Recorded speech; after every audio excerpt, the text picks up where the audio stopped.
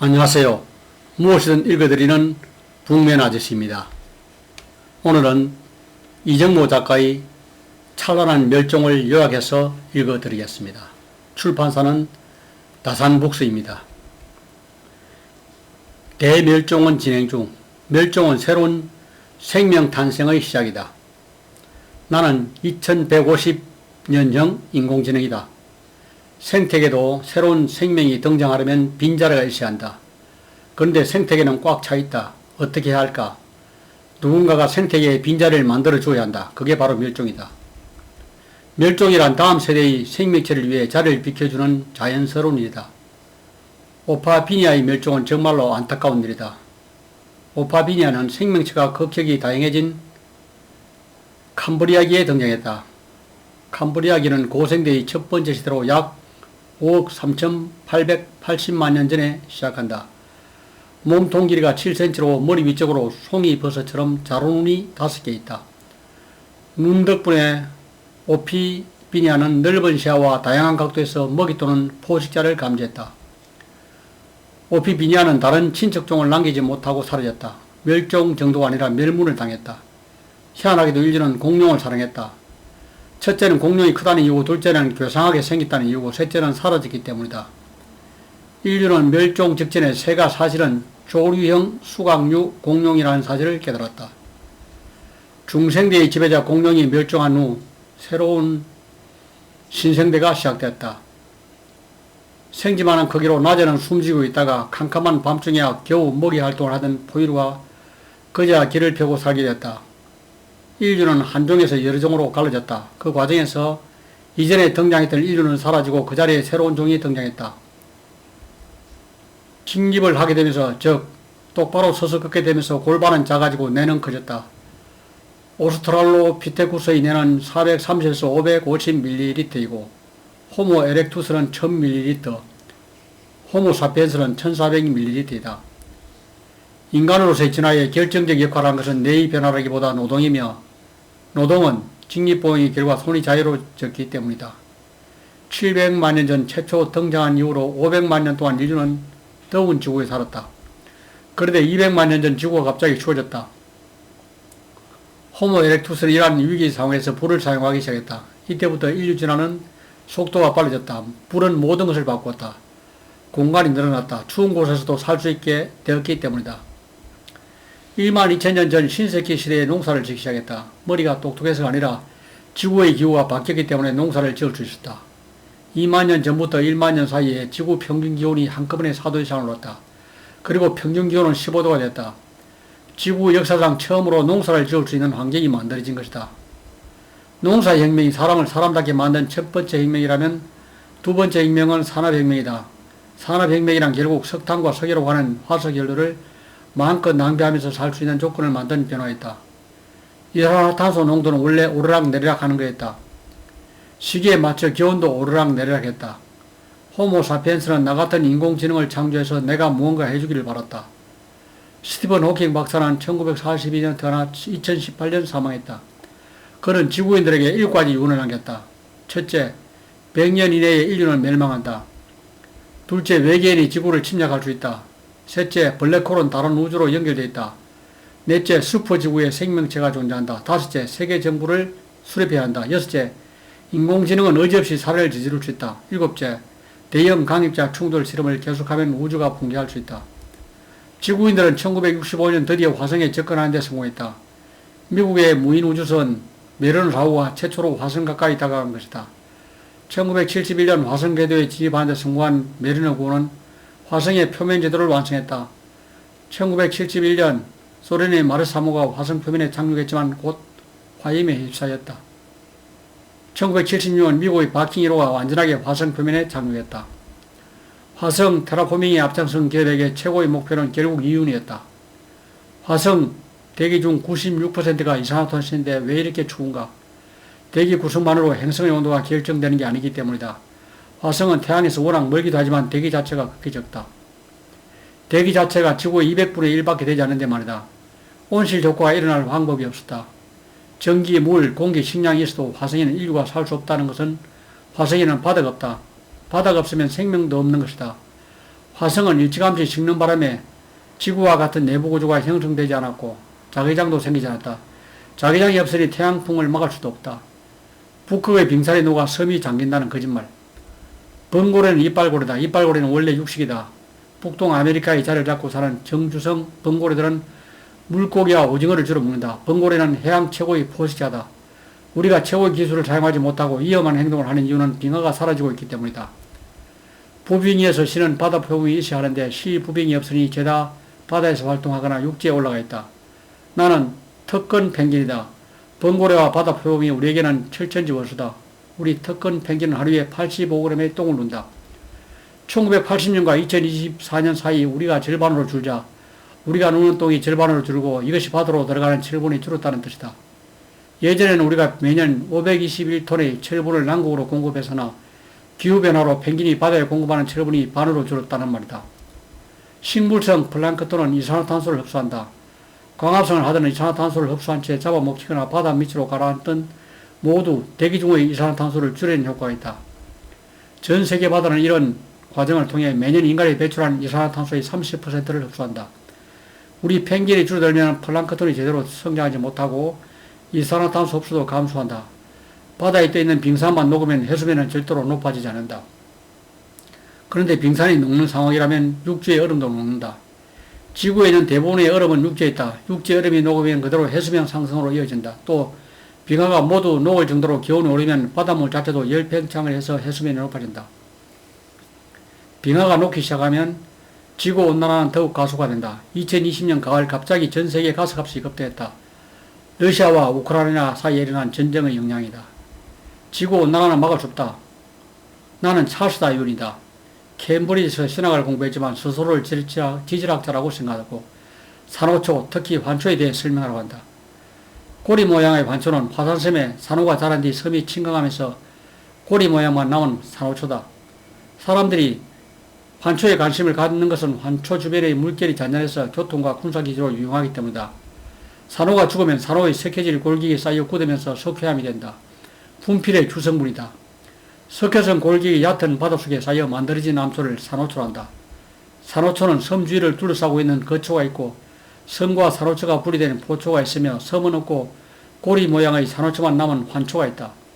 육지의 공룡보다 조금 일찍 발생한 이 새로운 산호는 돌산호라고 하는 스클레다키니아과 산호에 속한다. 산호는 대멸종을 비롯한 수많은 도전에 직면했다. 우리에게 가장 치명적인 사건은 백악기 제3기 멸종으로 알려진 약 6,600만 년 전의 5번째 대멸종이었다. 산호초는 생물학적인 역할에도 기후환경에 크게 기한다. 건강한 산호초는 탄소를 순환시키고 정리하는 역할을 함으로써 기후변화를 원한다. 우리 산호의 가장 큰 사명은 대기 중에 이산화탄소를 제거하는 것이다. 바다는 대기 중으로 배출되는 이산화탄소의 4분의 1을 흡수한다. 이걸 그냥 두면 해양이 산성화돼서 해양 생물들이 견딜 수 없다. 우리는 이것을 탄산칼슘으로 제거해 해양 생물들이 살 수 있는 환경을 유지해왔다. 무려 5억 년 동안이나. 6번째 대멸종이 시작됐다. 나는 지구다. 인간 즉 호모사피엔스가 등장하기 전부터 우주는 제 나이가 137억 살인지 몰랐다. 호모사피엔스가 아니었더라면 나는 지구 나이가 46억 살인지 몰랐다.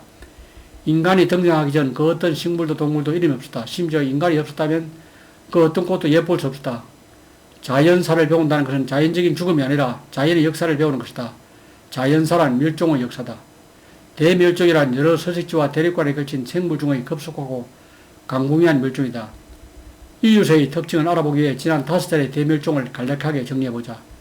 첫 번째 대멸종은 약 4억 3,380만 년 전 고생대 오르도보스기 말기 온실가스 감소로 대규모 빙하가 발생했다. 또 우주에서는 감마선 폭풍이 불었다. 해양 생물의 86%가 멸종했다.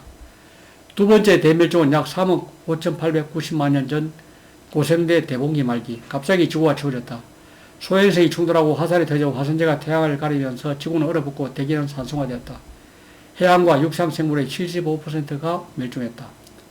세 번째 대멸종은 약 2억 5,190만 년 전 고생대 폐렴기 말기 초대륙이 형성되면서 생명이 살기 좋은 대한선은 줄어들고 사막이 늘었다.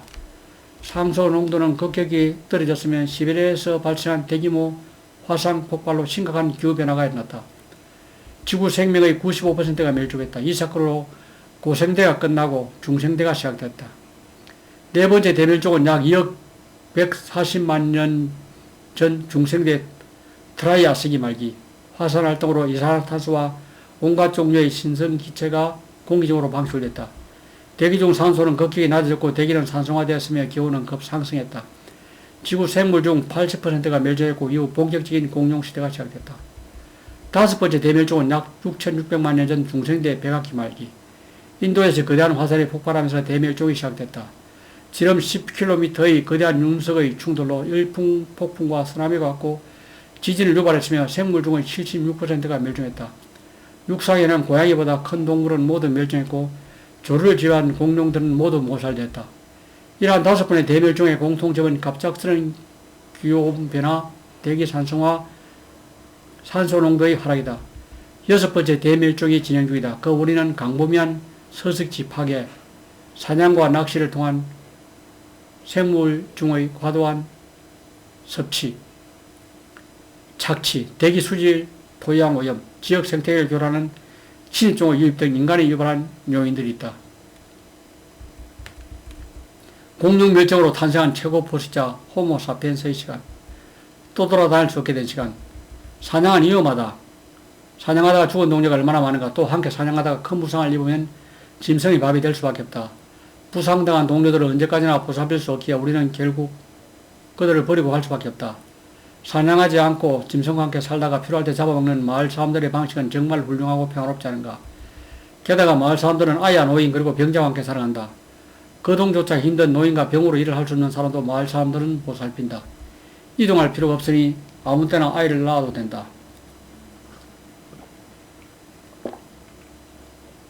노인들은 앉아서 소쿠리 같은 도구를 만든 일을 하고 어린아이들을 돌보면서 지혜를 전수한다.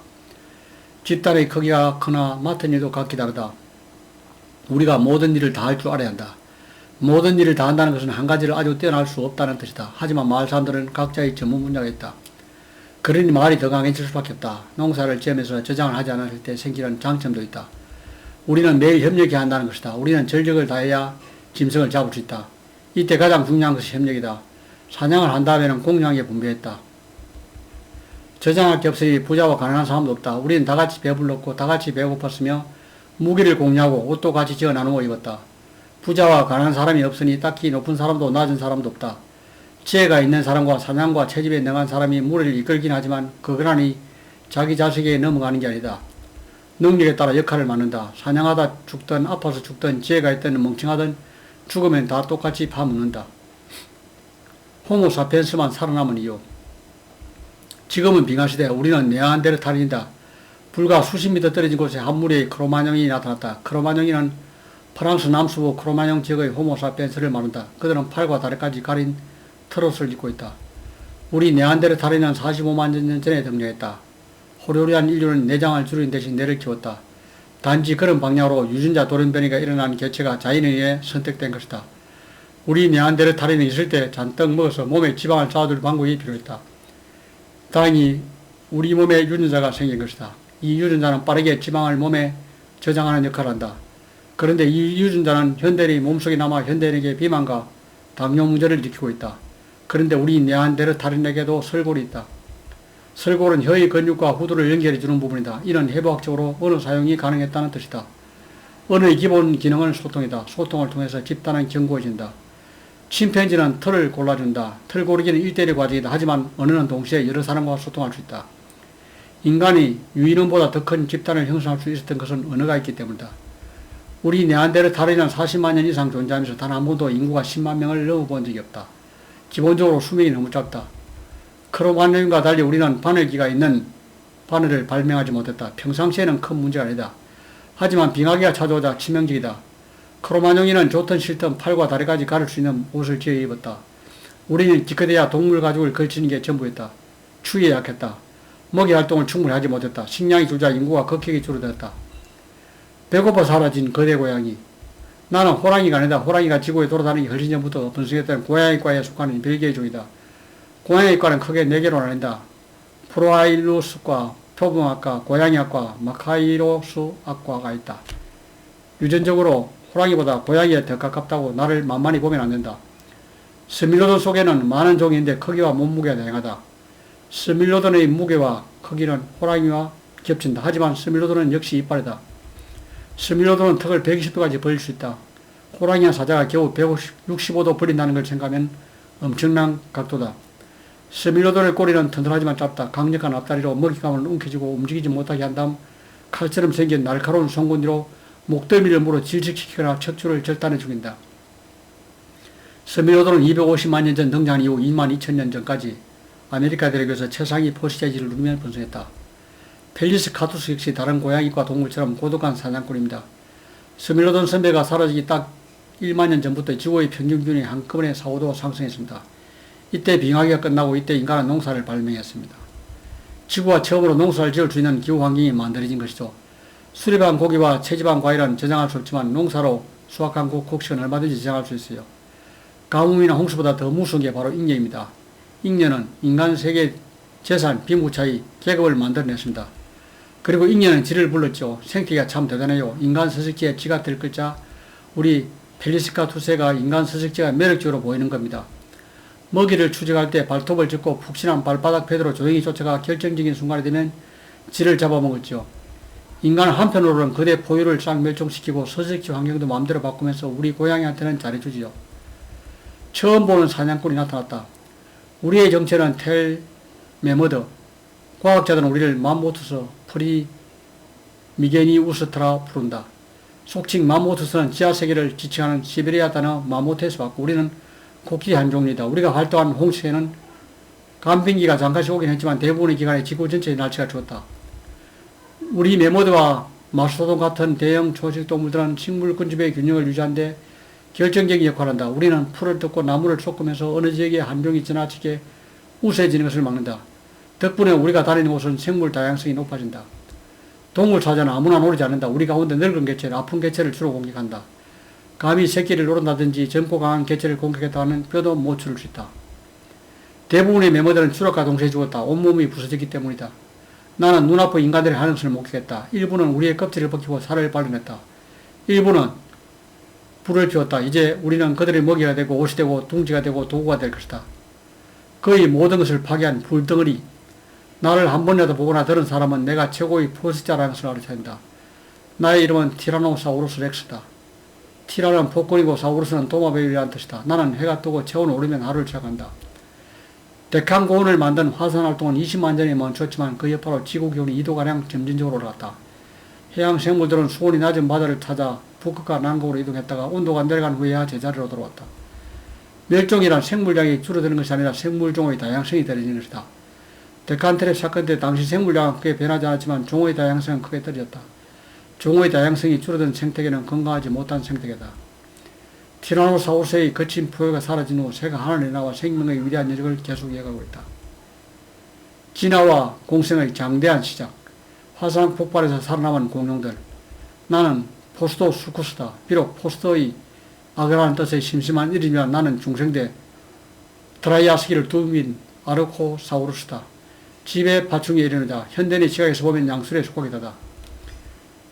트라이아스기는 내내 데웠다. 대기 중 인산화탄소 농도가 1750ppm에 달했다. 산업혁명이 일어나기 전 200에서 300ppm 사이를 오락가락했던 것과 비교하면 7배 정도 높은 것이다. 평균 기온은 약 17도였다. 낮은 산소 농도와 극심한 기후변동이 트라이아스기의 특징이다. 우리 아르코사우루스는 이런 환경에서 번성했으며 튼튼한 해부학적 구조와 생리 덕분에 다른 동물은 생각지도 못한 곳에서 살아남을 수 있었다. 공룡의 높은 호흡 효율은 신진 대사율을 높였고 활동 수준을 지속적으로 높게 유지시켰다. 공룡들은 식성이 좋다. 아무거나 잘 먹는다. 어떤 놈들은 초식 동물들처럼 풀을 뜯고 또 어떤 놈들은 작은 동물을 사냥하면서 사체를 뒤져먹는다. 화산 폭발, 기후변화, 해양 무산소증 등으로 인한 대기격변은 지구의 네 번째 대멸종을 가져오고 있다. 나는 공룡의 끊임없는 변화와 혁신을 부러워하고 질투했다. 질투와 질투에 머물렀다는 게 우리의 몰락하는 원인이다. 스피노사우루스는 척추도마뱀이라는 뜻으로 중생대 백악기 후대에 아프리카에 살았다. 오라노사우루스는 용감한 도마뱀이라는 뜻으로 중생대 백악기 전기 아프리카에 살았던 공룡이다. 디그라이오사우루스는 두 갈래로 나뉜 도마뱀이라는 뜻으로 목이 긴 공룡이다. 지라기 이후의 아프리카에 살았다. 인간과 가까운 디메트로도는 몸 길이가 3에서 5m가 되고 신경배돌기가 있다 보니 공룡이라고 생각하나 나는 공룡이 아니다. 나는 파충류도 아니고 단공류에 속한다. 단공이란 구멍이 하나 있다는 뜻이다. 나는 도처럼 생긴 신경배들기로 태양의 온기를 닿으면서 날카로운 이빨을 드러낸 채 내 영역을 순찰한다. 나는 지금 2억 5,100만 년 전에 살고 있다. 페론기의 마지막 시기다. 페론기 말기는 식물창이 매우 다양하고 풍요로운 시절이다. 나는 이스테로사우루스다. 삽처럼 생긴 도마뱀이다. 디메로돈과 같은 단공류로 고생대 페론기 후기부터 중생대 트라이아스기 전기까지 살았다. 나는 세 번째 대멸종의 목격자로서 최고 포식자는 반드시 멸종한다. 기후위기를 만든 석탄의 탄생. 나는 3억 년 전 용팔이 메가네우라다. 나는 3억 년 전 하늘을 누비던 잠자리다. 내가 이렇게 그들한 덩치로 민첩하게 나올 수 있었던 것은 바로 울창한 숲 덕분이다.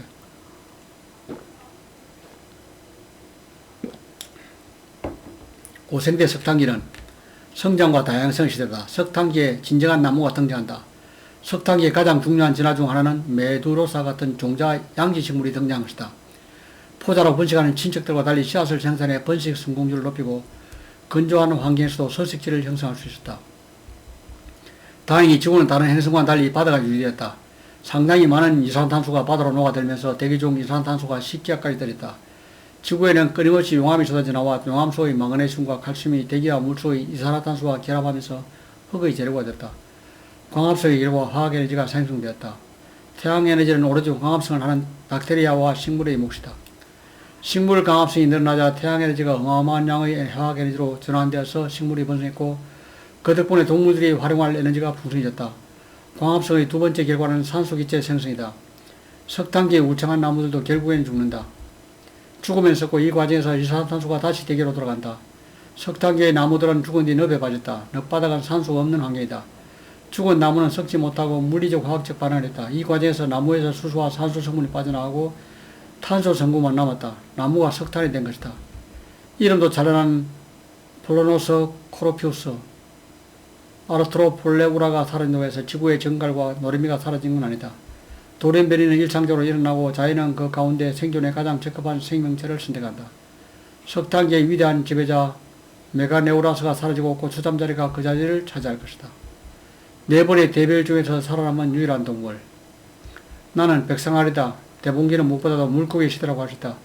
대봉기 초기의 어린은 주로 갑주였다. 약 4억 년 전부터 대봉기의 광활한 운시바다에 등장한 강력한 존재인 상어는 이전의 서양생물과는 다른 독특한 적응을 보여준다. 가장 강력한 장점은 덕이다. 대멸종에는 일정한 패턴이 있다. 해수면의 극기간 변화, 바다에서 광범위하게 일어나는 무산소증, 소행성 충돌, 대기의 산성화, 기온 상승이다. 대봉기에 들리던 시대는 동물과 식물의 황금기인 석탄기다. 석탄기에 들어서자 상어가 매우 다양해졌다. 커세나칸투스는 대봉기부터 트라이아스기가에 살았던 민물상어다. 메갈로돈은 큰 이빨이라는 뜻이다. 이빨의 톱니도 날카로워 고래 같은 거대 먹이를 먹어도 이빨이 부러지거나 빠진 일이 없다. 메갈로돈은 전세계 바다에서 발견된다. 백상아리는 현대의 상징적인 포식자일 뿐 인간에게는 큰 해를 끼치지 않는다. 마침내 눈이 생기다. 우리 삼류충은 지구에 가장 먼저 등장한 절지동물 가운데 하나다. 몸의 형태는 화석으로 잘 남아있다. 삼류충이 고생대 바다에서 성공한 이유는 바로 세상을 볼 수 있는 눈을 개발했기 때문이다. 다윈은 현생 생물의 눈의 복잡성 수준이 다양하다는 데 주목했다. 요즘도 단순한 빛에 민감한 세포부터 척추동물의 복잡한 카메라 같은 눈까지 자연계는 다양한 수준의 눈이 존재한다. 눈이 모든 것을 바꾸었다. 모든 동물은 빛에 적응해야 한다. 원핵 생물밖에 없던 시절 대부분의 세균은 현기성 세균이다. 현기성이란 공개를 혐오하는 성질이라는 뜻이다. 원핵 세포는 하나의 주머니로 구성된 세포다. 세포 질환에서 모든 일이 난다. 이에 반해 진핵 세포는 진짜 핵이다. 다양한 소기관이 전문적인 역할을 수행하는 진핵 생물은 원핵 생물 시절 꿈도 꾸지 못했던 일들을 하게 된다. 모든 생물의 공통 조상인 육가에서 세균과 고세균이 나왔고 각자 다른 길을 가던 세균이 고세균과 함께하면서 백화가 등장했다. 그들은 죽음이 없었고 이분법을 통해 끊임없이 사본을 복제했다. 바이러스는 살았다 죽었다 표현하기 어려운 존재다. 바이러스는 작기 때문에 스스로 생명 현상을 유지하지 못한다. 세포 안의 작은 기관인 미토콘드리아는 최초로 성공적인 공성을 이뤄냄으로써 지구의 에너지 효율을 높인 생명체를 등장시켰으며 세포들이 협력해 하나의 개체를 이루는 다세포 생명을 발명했고 섹스를 발명해 생명의 회복 탄력성과 진화의 기회를 획기적으로 높였다. 이것으로 책을 요약해 드렸습니다. 감사합니다.